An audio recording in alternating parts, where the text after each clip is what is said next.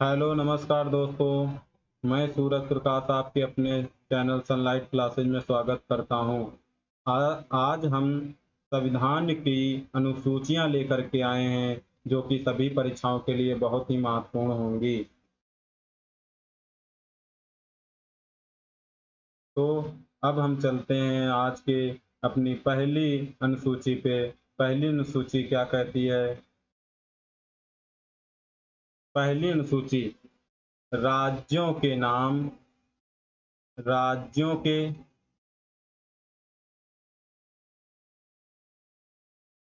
राज्यों के नाम और उनके न्यायिक क्षेत्रों का उल्लेख है।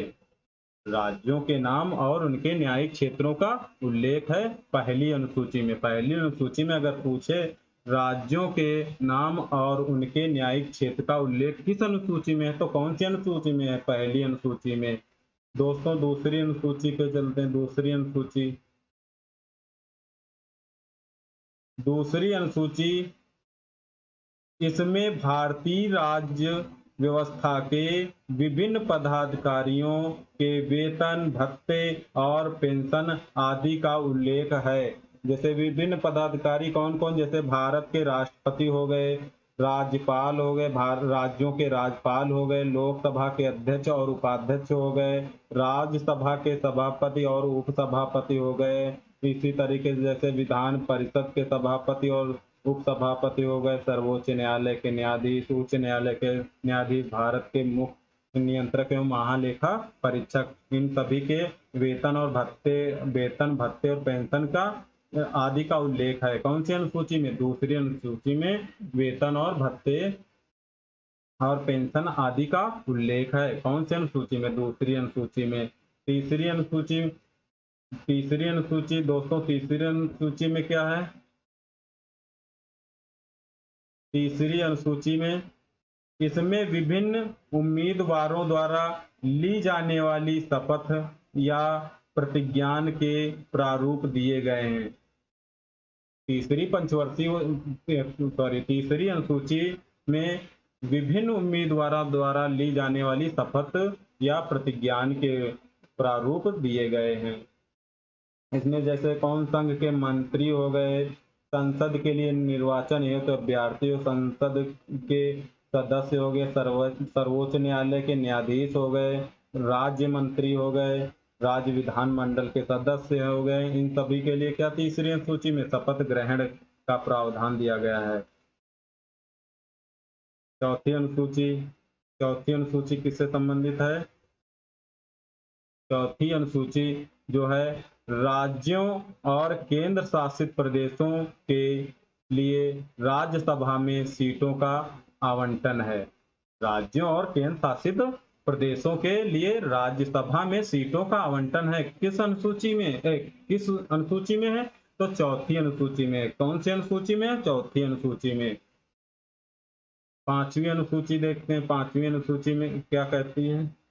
पांचवी अनुसूची है दोस्तों, पांचवी अनुसूची में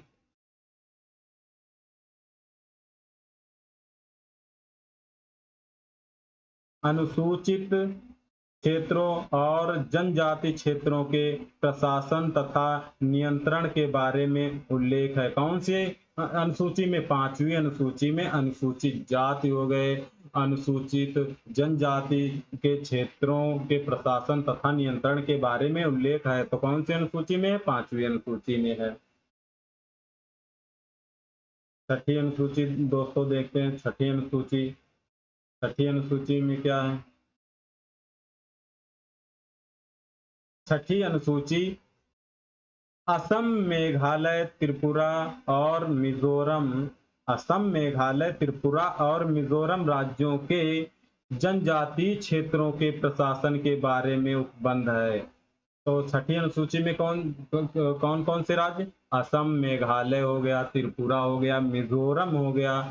मिजोरम राज्य जो हैं इनके जनजातीय क्षेत्रों के प्रशासन के बारे में प्रावधान दिया गया है छठी अनुसूची में। छठी अनुसूची में अगर पूछे कौन कौन क्या दिया गया है, तो जैसे असम हो गया, मेघालय हो गया, त्रिपुरा हो गया, मिजोरम हो गया, इन सभी राज्यों के जनजातीय क्षेत्रों के प्रशासन के बारे में उपबंध दिया गया है। दोस्तों अगली अनुसूची पे चलते हैं। तो अगली अनुसूची कौन सी है? 7वीं अनुसूची है। 7वीं अनुसूची में क्या दिया गया है? 7वीं अनुसूची में इसमें केंद्र एवं राज्यों के बीच शक्तियों के बंटवारे के बारे में दिया गया है। 7वीं अनुसूची में क्या दिया गया? इसमें केंद्र एवं राज्यों के बीच शक्तियों के बारे में दिया गया, बंटवारे के बारे में दिया गया है। इसके अंतर्गत 3 सूचियां हैं। इसके अंतर्गत 3 सूचियां कौन कौन सी हैं? संघ सूची हो गया, राज्य सूची हो गई और समवर्ती सूची हो गई। संघ सूची, राज्य सूची और समवर्ती सूची। और संघ सूची में जब मूल संविधान बना था तब संघ सूची में कितने विषय थे? तो 97 विषय थे। और वर्तमान में कितने हैं? 100 विषय हैं। इसी तरीके से राज्य सूची में जब मूल संविधान बना था तब राज्य सूची में 66 विषय थे।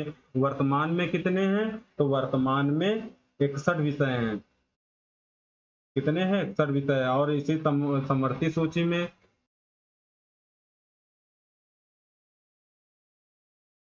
संघ सूची संविधान लागू होने के समय इस सूची में 97 विषय थे और वर्तमान में 100 विषय हैं। वर्तमान में कितने हैं? 100 विषय। जब संविधान लागू होने के समय संघ सूची में कितने विषय थे? तो 97 विषय थे। वर्तमान में कितने हैं? 100 विषय हैं। इसी तरीके से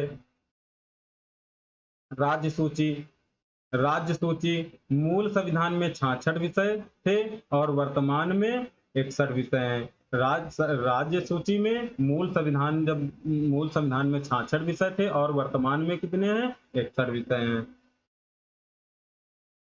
समवर्ती सूची इस सूची में मूल संविधान में 47 विषय थे। समवर्ती सूची में जब मूल संविधान में कितने थे? 47 विषय और वर्तमान में कितने हैं? 52 विषय हैं। वर्तमान में कितने हैं? 52 विषय हैं। अगली अनुसूची देखते हैं दोस्तों, 8वीं अनुसूची। 8वीं अनुसूची क्या कहती है? 8वीं अनुसूची में भारत की 22 भाषाओं का उल्लेख है। 8वीं अनुसूची में भारत की 22 भाषाओं का उल्लेख है। जब संविधान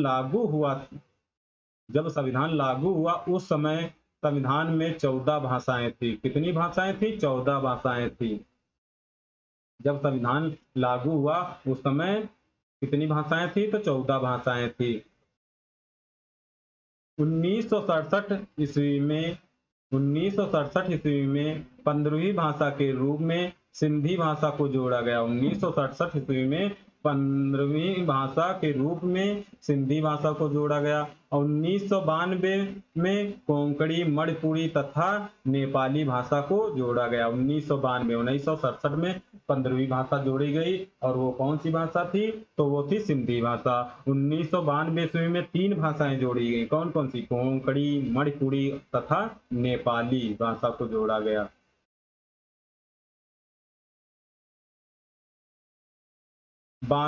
बानवेवां संविधान संशोधन 2003। 92वां संविधान संशोधन 2003 में कितनी भाषाएं जोड़ी गई थी? तो 4 भाषाएं जोड़ी गई थी। कौन कौन सी? मैथिली, संथाली, डोगरी और बोडो को 8वीं अनुसूची में शामिल किया गया। कौन से? 92वें संविधान संशोधन 2003 में 4 भाषाएं जोड़ी गई। मैथिली, संथाली, डोगरी और बोडो को 8वीं अनुसूची में शामिल किया गया। दोस्तों अगली अनुसूची है 9वीं अनुसूची। दोस्तों अगली अनुसूची कौन सी है? 9वीं अनुसूची। संविधान में यह अनुसूची प्रथम संविधान संशोधन अधिनियम 1951 के द्वारा जोड़ी गई। 9वीं अनुसूची जो है, संविधान में यह अनुसूची प्रथम संविधान संशोधन अधिनियम 1951 के द्वारा जोड़ी गई। कौन सी? 9वीं अनुसूची। और ये किससे संबंधित है? तो भूमि सुधार से। 9वीं अनुसूची भूमि भूमि सुधारों और जमींदारी प्रणाली के उन्मूलन से संबंधित राज्य विधानमंडलों और अन्य मामलों से संसद के अधिनियम और विनिमय पर आधारित है। दोस्तों अगली अनुसूची है 10वीं अनुसूची। 10वीं अनुसूची यह सूची 52वें संविधान संशोधन 10वीं अनुसूची 52वें संविधान संशोधन 1985 के द्वारा जोड़ी गई। 1985 के द्वारा जोड़ी गई 10वीं अनुसूची 52वें संविधान संशोधन 1985 के द्वारा जोड़ी गई।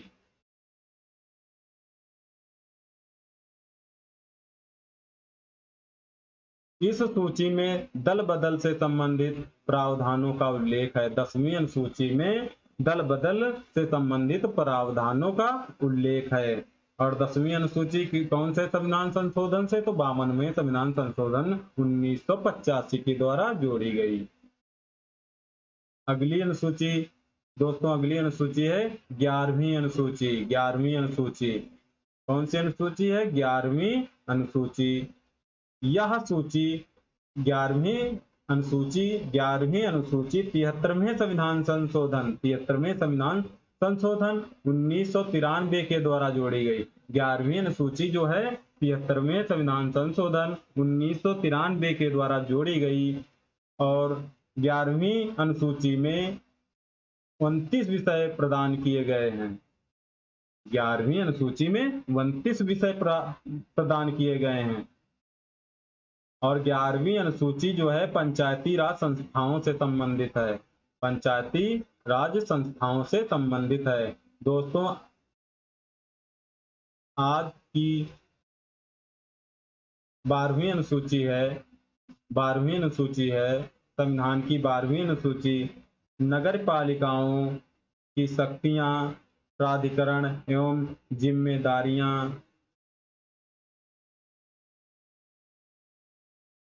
12वीं अनुसूची नगर पालिकाओं की शक्तियां, प्राधिकरण एवं जिम्मेदारियां।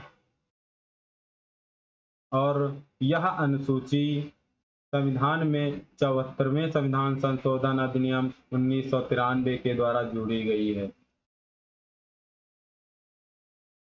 12वीं अनुसूची संविधान में 74वें संविधान संशोधन 1993 के द्वारा जोड़ी गई है।